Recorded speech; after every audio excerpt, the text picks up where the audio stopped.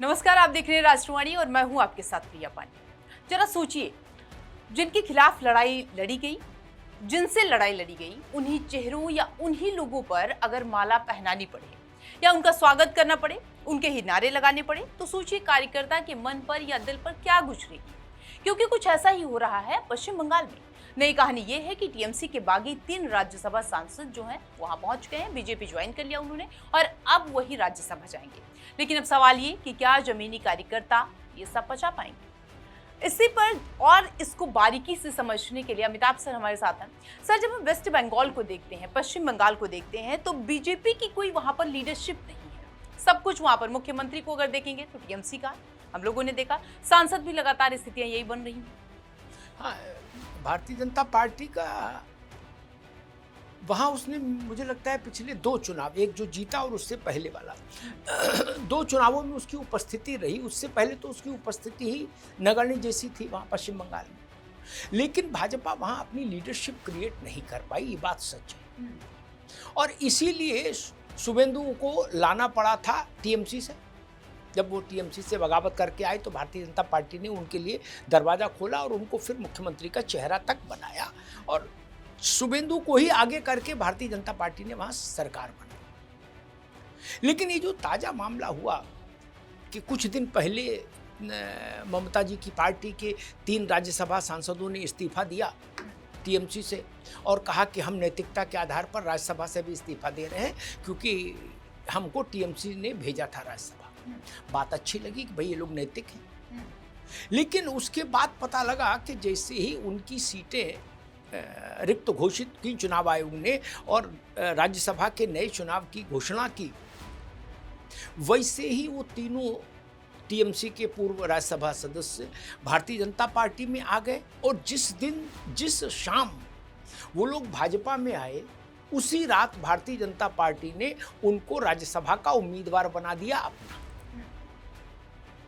पश्चिम बंगाल विधानसभा का अंकगणित कहता है कि भाजपा के ओर से ये जो 3 लोग राज्यसभा के उम्मीदवार बनाए गए हैं, इन्हीं को राज्यसभा जाना है। उसमें न किंतु है, न परंतु है, न कोई अनिश्चितता है। ये 100% तय है कि ये लोग राज्यसभा पहुंच जाएंगे बिना किसी बाधा और विघ्न के। अब बड़ा सवाल उठता है कि भाई तात्कालिक लाभ हो सकता है भारतीय जनता पार्टी को कुछ राज्यसभा में हो। कहा जा रहा है कि मानसून सत्र में परिसीमन का बिल आ सकता है, महिला आरक्षण और सारे विषय, ठीक है। लेकिन फिर भी कुछ मसला लोकलाज का भी होना चाहिए। लोकतंत्र लोकलाज से भी चलता है। कुछ पार्टी के कार्यकर्ताओं की भावनाओं का भी ख्याल रखा जाना चाहिए। चटमंगनी पटव्याह जैसी स्थिति नहीं होनी चाहिए कि एक ही दिन में ज्वाइनिंग पार्टी में और एक ही दिन में राज्यसभा के उम्मीदवार हो गए। ऐसा अगर मान लीजिए इनको थोड़ा कूलिंग पीरियड दे दिया गया होता, भाजपा में इनको पहले ज्वाइन करा लेते आप, इनको भाजपा पहले ज्वाइन करा लेते और राज्यसभा बाद में मिल जाती, तो भी कुछ रहता कि भाई समझ में। या अभी राज्यसभा नहीं, इस्तीफा मत नहीं दिलवाते आप इनसे और कहते कि ठीक है आप राज्यसभा में हमारी दूसरी तरह से मदद करिए, एब्सटेन रह के। फिर जब उचित समय आएगा आप हमारा कुछ साथ दे लीजिए, हमारे कार्यकर्ता आपके साथ सहज हो जाएं, एक रिश्ता बन जाए, आप केमिस्ट्री समझ लें भाजपा के काडर की, तो उसके बाद हम आपको राज्यसभा ले आएंगे। लेकिन भारतीय जनता पार्टी के नेतृत्व ने इस रास्ते की बजाय चटमंगनी पटव्याह वाले रास्ते को चुना, इसीलिए फिर उसकी आलोचना हो रही है और उस पर टीका टिप्पणी।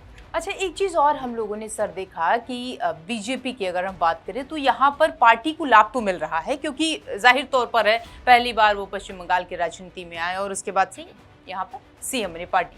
अब सवाल ये है कि ओरिजिनलिटी क्या है बीजेपी की, वहाँ पर अस्तित्व क्या है? नहीं, मतलब ऐसा बहुत जगह होता है और भारत के इतिहास में बहुत सारी पार्टियों में हुआ कि बाहर दूसरी पार्टी से कोई नेता आया और फिर वो मूल पार्टी ने अपनी मूल पार्टी से जब हटकर दूसरी पार्टी में आया और फिर आगे चलकर वो उसी दूसरी पार्टी का सबसे बड़ा नेता या प्रमुख नेता हो गया। ऐसे उदाहरण हैं।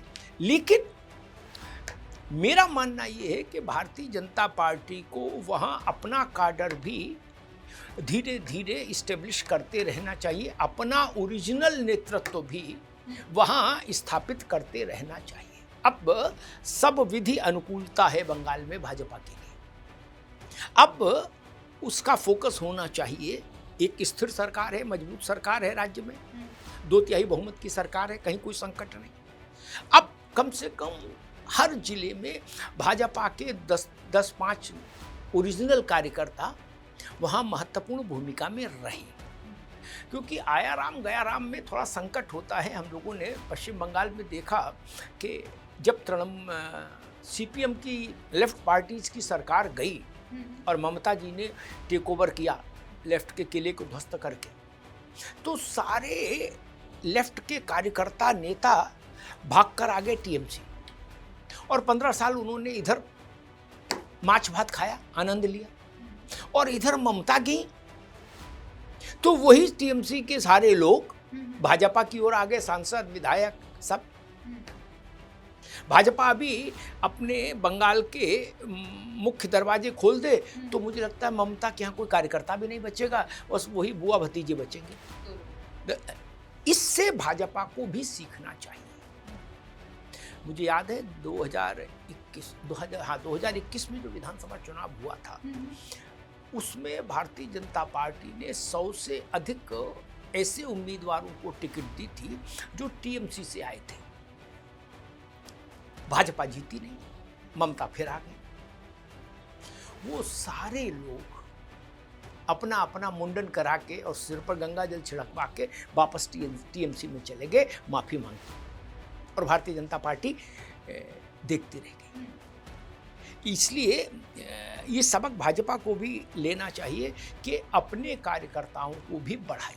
मैं ये नहीं कह रहा हूँ कि दूसरे दलों के मुख्य नेताओं को मत लीजिए, राजनीति में बहुत सारे प्रयोग करने पड़ते हैं, लेकिन अपने घर की चौकीदारी अपना आदमी जितनी बेहतर कर सकता है दूसरा नहीं कर सकता। ये जरूर भाजपा को ध्यान रखना। अच्छा सर, ये जो तीन सांसद जो हैं कहीं ना कहीं अभी राज्यसभा जाएंगे, इनमें से मुझे ऐसा लगता है कि कोई ये बड़ा चेहरा नहीं है, क्योंकि अगर बड़े चेहरों की बात करें, चाहे शयूनी घोष की बात करें, तमाम और भी नाम है, तो इनको तुरंत यहाँ पर ले जाने की क्या ज़रूरत थी? ज्वाइन करवा के तुरंत ले जा रहे हैं, इसके पीछे क्या कोई अलग से रणनीति है बीजेपी? नहीं, अलग से रणनीति नहीं, बस वो यही करना चाहते हैं कि राज्यसभा में ये जो 3 टीएमसी के मेंबर थे, ये अब हमारे खाते में लिख जाएगा इनका नाम, तो एनडीए ब्लॉक मजबूत हो जाएगा, बीजेपी की टैली वहाँ मजबूत हो जाएगी। इतनी सी बात है। ऐसा नहीं है कि इनसे कोई बंगाल में राजनीतिक लाभ भाजपा को मिल जाए, ऐसा इनमें कोई भी नहीं। ये लोग इसलिए महत्वपूर्ण थे क्योंकि ममता जी ने इनको राज्यसभा भेज दिया था। ये इनके कारण ममता महत्वपूर्ण नहीं थी, मजबूत नहीं थी, ममता के कारण इनका माथा चमक रहा था। अब ये भाजपा में आ गए तो भाजपा के कारण इनका माथा चमकेगा। हाँ, मतलब ये ऐसे नहीं है कि बंगाल में ये कोई बड़ी पॉलिटिकल पर्सनालिटी हो कि जिसके पीछे कोई मास बेस हो, ऐसा नहीं। और सामान्यतः वैसे भी जो राज्यसभा के सदस्य होते हैं उनमें कुछ अपवादों को हटा दें, जैसे नीतीश जी कभी राज्यसभा रहे, लालू जी राज्यसभा रहे, ऐसे कुछ अपवाद हटा दें हम, तो सामान्यतः राज्यसभा बड़े जनाधार वाले नेताओं का सदन नहीं है। बड़े जनाधार वाले नेताओं का सदन सामान्यतः बाय लार्ज लोकसभा है। राज्यसभा उन लोगों का सदन है जो पार्टी के लिए किसी अन्य कारण से महत्वपूर्ण है, लेकिन उनका जनाधार नहीं है कि वो लोकसभा जीत के आ पाए, तो फिर उनको कहा जाता है भाई ठीक है, इनको राज्यसभा भेज दो। इसलिए राज्यसभा से कोई पार्टी को बहुत जमीन पर लाभ होता हो नहीं, ये राजनीतिक तौर ये सिर्फ ये एडजस्टमेंट है कि भाई इस आदमी को ओबलाइज करना है तो ठीक है, राज्यसभा भेज दीजिए। अन्यथा जिसके पास जनाधार है उसका अखाड़ा लोकसभा है। ये अखाड़ा जनाधार वालों का नहीं, ये अखाड़ा उन लोगों का है कि भाई ठीक है, महत्वपूर्ण है, जिसे बहुत बड़े वकील हैं, अब पार्टी को उनका लाभ मिलता है। कांग्रेस ने ऐसा बहुत बार किया। कपिल सिब्बल इसी कोटे में है, जनाधार नहीं है कपिल सिब्बल का कहीं भी, वो चुनाव नहीं जीत पाएंगे बेचारे, तो राज्यसभा में भेज देते हैं उनको, भाई ठीक है। अभिषेक मनु सिंह भी हैं राज्यसभा में कि भाई ठीक है, ये हमारे काम आते हैं, हम इनको राज्यसभा दे दें। राज्यसभा मूल रूप से इसी ढंग का सदन है। जी। अच्छा, एक चीज और सर हम लोगों ने देखा बंगाल के इतिहास की अगर बात करें कि जितनी भी पार्टियां गई हैं या फिर जितने भी लोग वहां पर, चाहे लेफ्ट की बात करें या कोई भी, वो वापस नहीं आया है। अब चूंकि इतिहास रहा है, ममता गई 15 साल तक उन्होंने राज किया, तो वो अभी बहुत कम ही लग रहा है कि अब ऐसी स्थितियां बनेगी। बीजेपी आई है पूरे दमखम के साथ, भविष्य में क्या बीजेपी का क्या होगा? नहीं, मुझे लगता है कि अभी तो भविष्य की चर्चा इसलिए ठीक नहीं कि अभी तो नया नया वो है, तो अभी तो बच्चा जन्मा है, तो ठीक है, आगे देखेंगे कैसा क्या है। लेकिन हाँ, ये बात सच है कि बंगाल की जनता दो मायनों में अपनी स्पष्ट एक वो शैली रखती है। एक, जिसको चुनती है उस पर 1 दशक, 1.5 दशक, 2 दशक, 3 दशक तक भरोसा करती है, फिर किसी की नहीं सुनती। सब लोग मिलके कहो ये खराब है, जनता नहीं मानती। लेफ्ट कांग्रेस पर जनता ने भरोसा किया तो 20 साल कांग्रेस को निर्बाध रूप से शासन में रखा। विधान चंद्र राय से बात शुरू हुई और सिद्धार्थ शंकर रे तक आई। फिर वामपंथ पर भरोसा किया, लेफ्ट पार्टी के फ्रंट पर भरोसा किया, तो 32-33 साल सरकार में रखा। इतना लंबा राजयोग बहुत कम था। उनके बाद फिर ममता पर भरोसा किया तो ममता जी को 15 साल रखा। तो भाजपा ये मानकर चल सकती है कि अगर सबसे कम वाला भी हमारे ऊपर अप्लाई हुआ तो भी 15 साल तो हम भी रहेंगे। 30-32 साल लेफ्ट रहा, 20 साल कांग्रेस रही और ममता जी 15 साल रही। तो अगर सबसे कम वाला कोटा भी बीजेपी पे एप्लीकेबल होगा तो बीजेपी मानकर चल सकती है कि 10-15 साल वहाँ शासन कर सकती है, बंगाल के मिजाज को देखते हुए। तो ये बंगाल की राजनीति, हालांकि ये जो है वो देखने की बात होगी कि आगे ये पूरा बंगाल का मोड़ जो है, सियासी मोड़ क्या लेता है। अगर आपके पास भी ऐसी कोई टॉपिक्स है जिन पर उनके सवालों के जवाब आप जानना चाहते हैं तो कमेंट के जरिए आप हमें बता सकते हैं।